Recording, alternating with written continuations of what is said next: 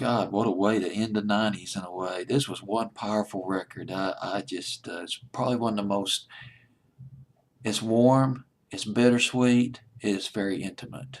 It is Alanis Morissette, as only Alanis Morissette can do it. This song, Unsent by Alanis Morissette, making its debut at number 38, is a series of, well, love letters to her former boyfriends. I'll read you a couple of them in just a minute.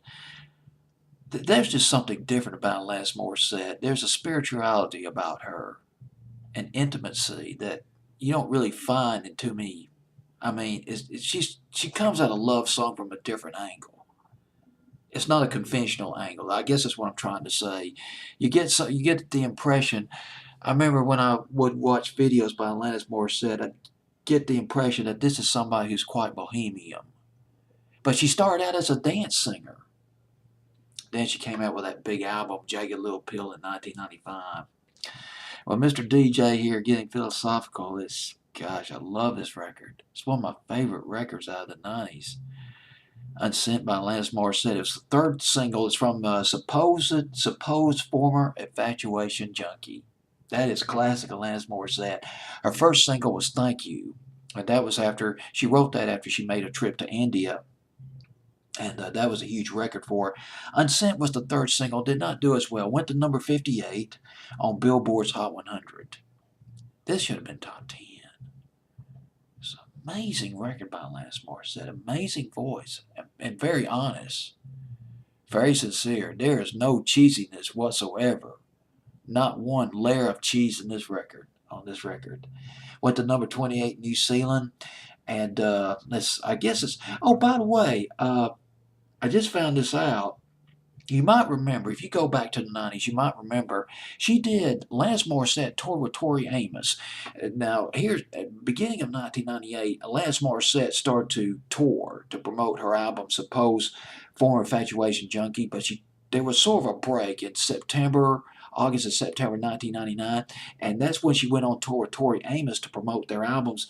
Of course, Alanis Morissette was promoting her album Infatuation Junkie, and Tori Amos was promoting her new album To Venus and Back. Of course, Tori Amos, oh my God, what can I say? If you're from the 90s, you probably remember the video to Silent All These Years. Remember that? Back in the spring of 92, that was the first video. Well, yeah, it was the first video I saw by Tori Amos, and I was absolutely swept off my feet.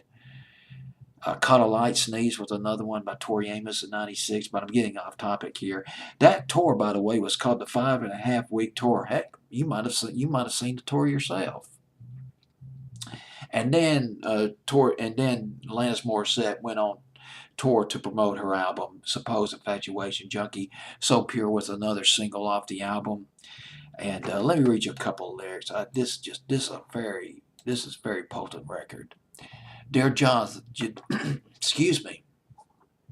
Dear Jonathan, I liked you too much. I used to be attracted to boys who would lie to me and think solely about themselves, and you were plenty self-destructive for my taste at the time. I used to say, the more tragic, the better. The truth is, whenever I think of the early 90s, your face comes up with a vengeance like it was yesterday. Now, that's very bittersweet. This is not your typical love letter. This is just brilliant. Dear Marcus, you rocked my world. You had a charismatic way about you with the women, and you got me seriously thinking about spirituality, and you wouldn't let me get away with kicking my own ass. Gosh, I remember those lyrics so vividly, and watching the video so vividly on MTV 18 years ago. I remember. Beautiful record. Alanis Morissette, if you're watching this video, God, you're awesome. Awesome on this record. Unsent at number 38 on my fantasy playlist. A debut on my fantasy playlist, February 6, 1999.